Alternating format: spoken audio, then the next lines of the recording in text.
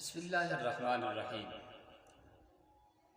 مدثر احمد بٹ صاحب سلطان پورہ کشمیر سے سوال کر رہے ہیں کہ محرم الحرام کے جو روزے ہیں ان کا کیا حکم ہے؟ جی، 10 محرم الحرام کا جو روزہ ہے اس کی بہت زیادہ فضیلت ہے۔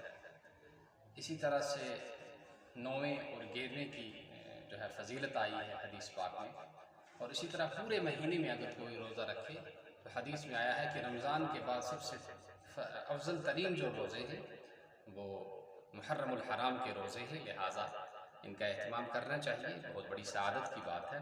حدیث پاک میں آیا ہے افضل الصیام بعد رمضان صیام شہر اللہ المحرم، کہ رمضان کے روزوں کے بعد سب سے زیادہ فضیلت رکھنے والے روزے یا افضل ترین روزے وہ اس محرم الحرام کے روزے ہیں جو مہینہ آج چل رہا ہے۔